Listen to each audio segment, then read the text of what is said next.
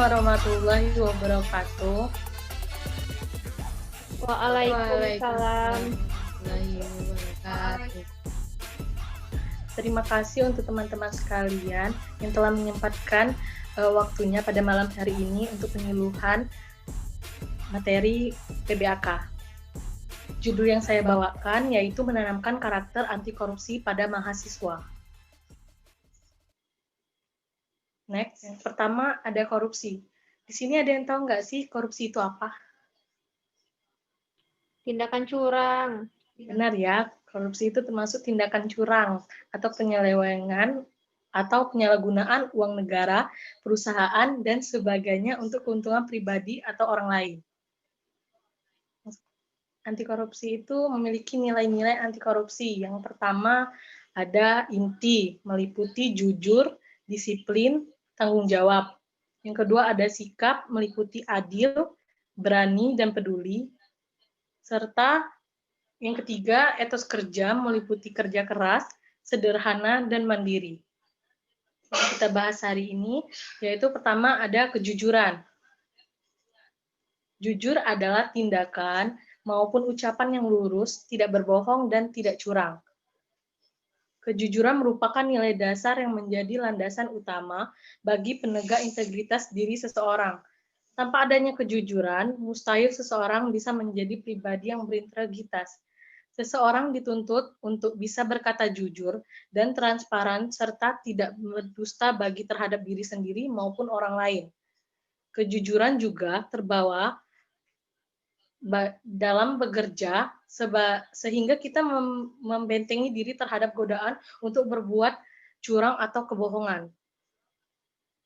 Nah, nilai kejujuran dapat diwujudkan dalam kegiatan organisasi kemahasiswaan, misalnya membuat laporan keuangan dalam kegiatan organisasi atau kepanitiaan dengan jujur. Ada beberapa contoh budaya ketidakjujuran mahasiswa, misalnya mencontek, plagiarisme atau penjiblakan karya tulis, dan titip absen.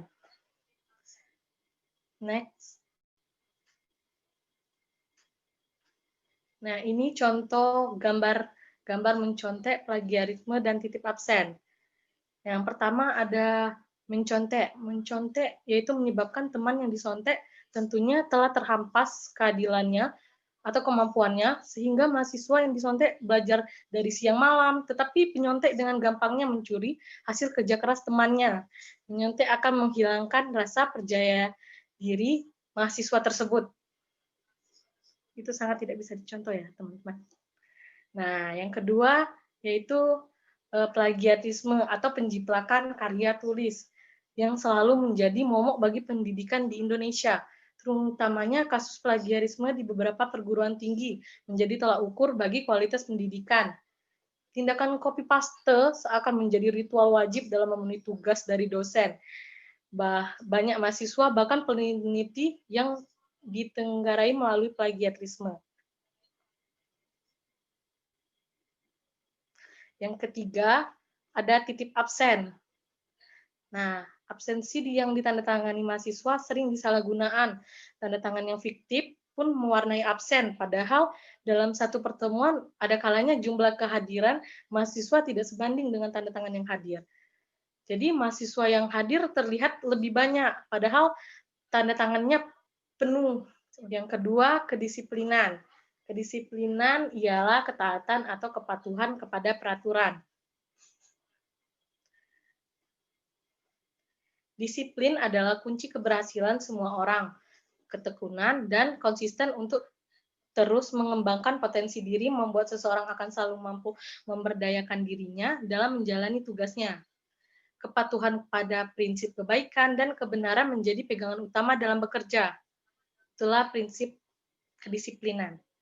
Disiplin dapat diwujudkan seperti mengatur waktu dengan baik, kepatuhan kepada seluruh peraturan, dan tentunya ketentuan yang berlaku, mengerjakan segala sesuatu dengan tepat, dan fokus pada pekerjaan. Next. Nah, ini beberapa contoh ketidakdisiplinan. Datang terlambat saat kuliah atau telat bangun pada saat kuliah online. Itu biasanya karena begadang jadi telat bangun sekolah kuliah. Yang kedua, tidak mengumpul tugas pada tepat waktunya. Misalnya, contohnya dikasih tugas untuk dikumpul hari ini, tapi dilambat-lambatkan dikumpul pada besok hari. Dan akhirnya nggak diterima oleh dosennya. Yang ketiga, tanggung jawab. Tanggung jawab adalah keadaan wajib menggunakan segala sesuatu. Atau kalau terjadi apa-apa boleh dituntut, dipersalahkan, dan diperkarakan. Tanggung jawab adalah menerima segala sesuatu dari sebuah perbuatan yang salah, baik itu disengaja maupun tidak disengaja. Tanggung jawab tersebut merupakan perwujudan kesadaran akan kewajiban menerima dan menyelesaikan semua masalah yang telah dilakukan. Tanggung jawab juga merupakan suatu kepengabdian dan pengorbanan. Maksudnya pengabdian yaitu adalah perbuatan baik berupa pikiran, pendapat, atau tenaga sebagai perwujudan kesetiaan, cinta kasih sayang, norma, atau satu ikatan dari semua itu dilakukan dengan ikhlas. Nah, penerapan nilai tanggung jawab antara lain dapat diwujudkan dalam bentuk belajar dengan sungguh-sungguh, lulus tepat waktu dengan nilai baik, menjaga amanah dan kepercayaan yang diberikan, seperti yang dicontoh di gambar. Next, ini beberapa contoh tidak tanggung jawab membuang sampah sembarangan. Akibatnya kan timbul berbagai macam penyakit dan bencana alam. Yang kedua, menghilangkan barang orang. Orang akan tidak percaya pada kita. Dan yang ketiga, tidak menyelesaikan tugas pada tepat waktu. Kita akan menjadi orang yang tertinggal atau terbelakang dan tidak menghargai waktu. Itulah contoh tidak tanggung jawab ya teman-teman. Untuk sampai di sini, apakah ada yang ingin bertanya?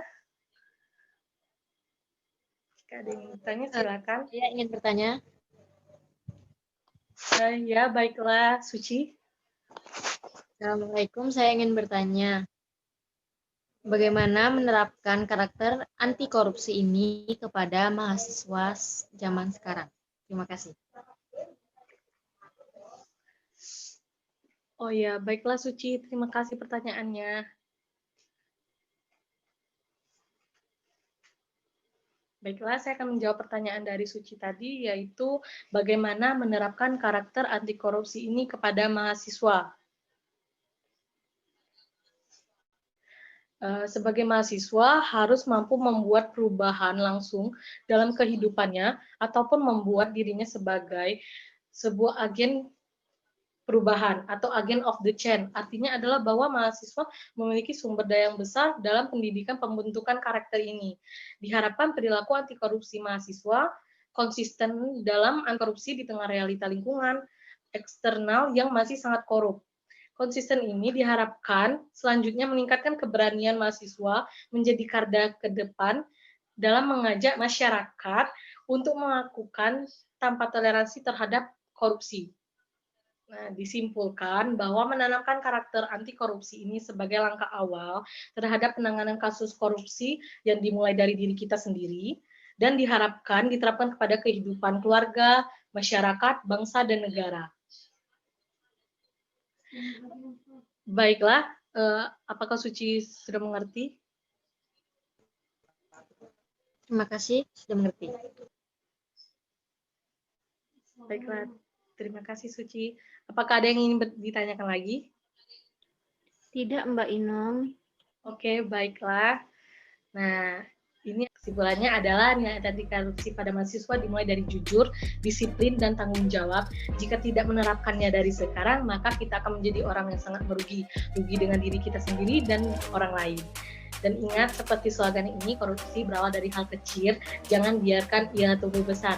Seperti tanaman yang dari kecil ke besar, itu akan membuat korupsi itu merajalela sampai kita bekerja. Baiklah teman-teman, saya ada slogan anti korupsi. Saya yang mimpin, saya akan bilang bye-bye anti korupsi. Teman-teman sekalian jawab mahasiswa be smart. Be smart. Kita coba dulu ya. Oke. Bye-bye korupsi, mahasiswa be smart. Ulang lagi ya. Bye-bye korupsi. Mahasiswa. Bisma.